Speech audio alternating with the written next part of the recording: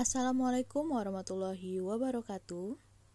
Halo, pada kisah inspiratif kali ini, saya akan menceritakan tentang kisah seorang pedagang asongan yang kini sukses menjadi bos perusahaan tol. Penasaran dengan sosoknya?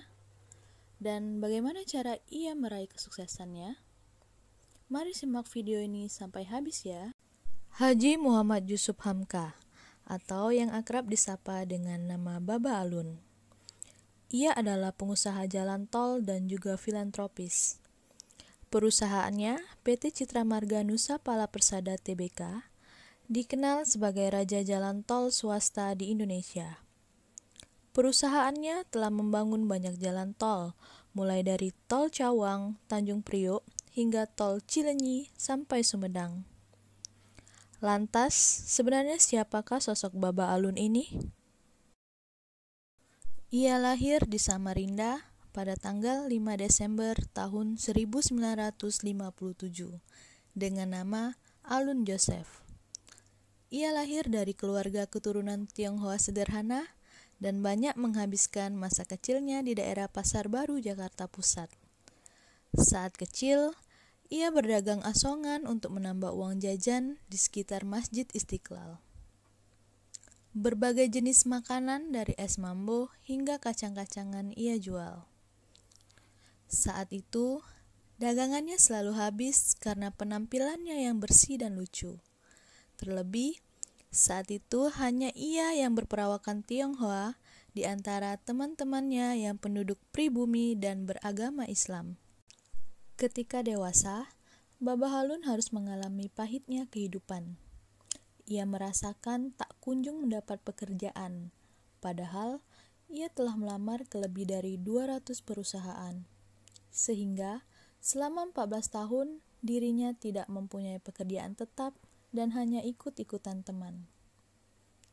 Ia juga sempat pulang ke Samarinda, tempat keluarganya berasal, dan bekerja sebagai sopir traktor pembuat jalan di Desa Bukuan, Kecamatan Palaran, di pinggir Sungai Mahakam, dengan gaji 750.000 per bulan. Sejak kecil, Baba Alun sudah tertarik dengan agama Islam. Namun, baru mantap untuk memeluk agama Islam ketika usianya 23 tahun. Saat itu, ia melihat di majalah Tempo ada orang masuk Islam di Masjid Al-Azhar. Ia langsung datang ke sana dan kemudian dibawa ke rumah ketua Al-Azhar, yaitu Buya Hamka. Melihat ketulusannya, Buya Hamka pun mengangkat Yusuf menjadi anak ideologisnya dan diberi kata Hamka di belakang namanya. Setelah melalui beberapa kepahitan dalam hidupnya, akhirnya ia sampai pada titik awal kesuksesannya. Titik ini bermula ketika ia mencoba peruntungan di usaha kayu dan karirnya mulai melejit pada tahun 1990. Ia juga banyak belajar dari kesalahan dan mulai menggeluti pekerjaan sebagai penasehat di 3 perusahaan, mulai dari PT Indosiar Visual Mandiri, PT Indosmen Tunggal Prakarsa, hingga akhirnya menjadi direktur utama di PT Citra Marga Nusa Pala Persada. Sebagai seorang mu'alaf, Baba Alun ingin menyebarkan agama Islam dengan caranya sendiri, yakni menjadi seorang pengusaha. Ia kemudian membangun Masjid Baba Alun dengan gaya arsitektur oriental di bawah kolong tol Insinyur Wiyoto Wiono.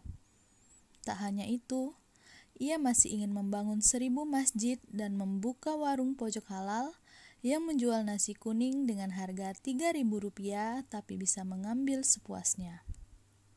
Di tengah pandemi COVID-19 ini pun, ia membantu meringankan para keluarga yang sedang berduka dengan mewakafkan 10 hektar tanahnya untuk dijadikan lahan pemakaman jenazah pasien COVID-19.